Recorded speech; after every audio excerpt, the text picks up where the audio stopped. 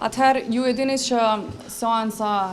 tashmë është caktuar brenda afateve kushtetuese, rrjedhimisht edhe ky takim sot në kuvend. Ishte një takim, të themi, procedural, i cili kishte për qëllim diskutimin mbi mbarvajtjen e seancës së datës 15 prill.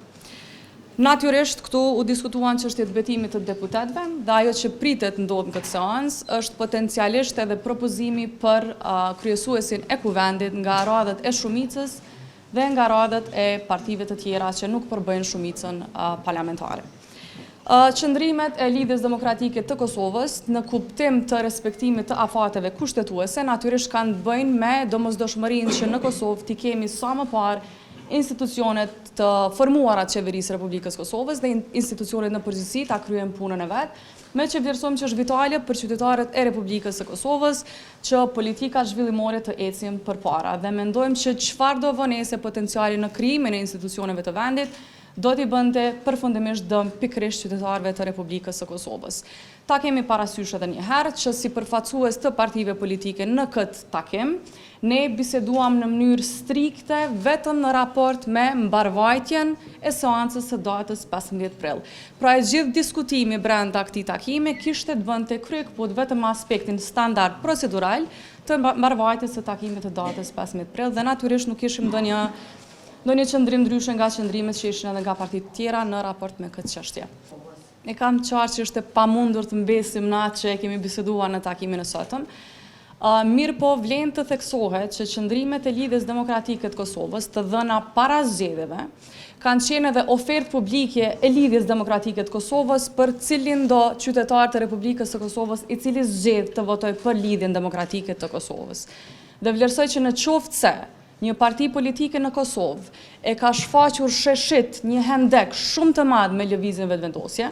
hendek ky i cili u shndrua më pas në një mur të palëvizshëm pas zgjedhjeve, jo vetëm për shkak të diskursit të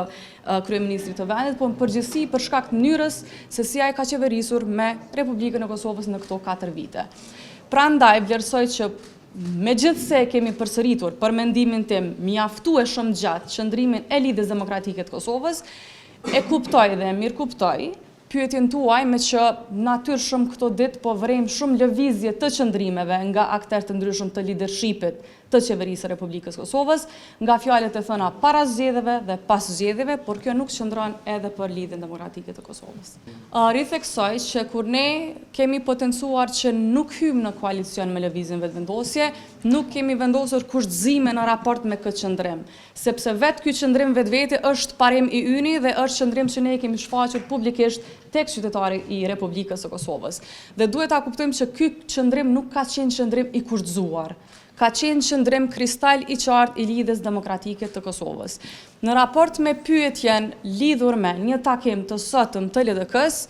konfirmoj që kjo nuk qëndron, Lidhja Demokratike e Kosovës nuk ka takim sot, duhet ta kemi parasysh që takimet zyrtare të Lidhjes Demokratike të Kosovës, qoftë të kryesisë së saj apo takime tjera formale, bëhen të ditura për medjet. Çfarë do ftesë eventuale e përveçme e ndonjë nënkryetari të Lidhjes Demokratike të Kosovës nuk është në suaza të takimeve formale, rrjedhimisht vazhdoi takim të paqartë,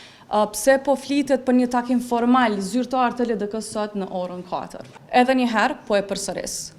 Është njësoj sikur se t'ua bëj pyetjen juve, a keni ndonjë takim formal ju gazetarët e Republikës Kosovës lidhur me një çështje të caktuar, apo keni dalur emra të përveçëm 2 apo 3 persona për të diskutuar diçka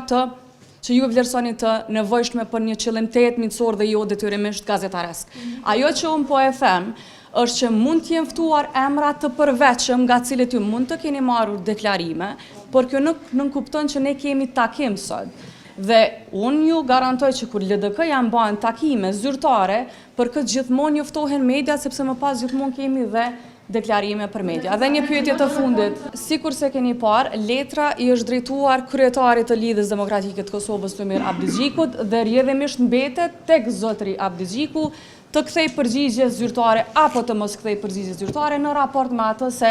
a e pranon një ftesë të tillë për diskutim ose jo. Kjo nuk nënkupton asgjë në raport me qëndrimet tona karshi lëvizjes vetëvendosje. Ju falenderoj.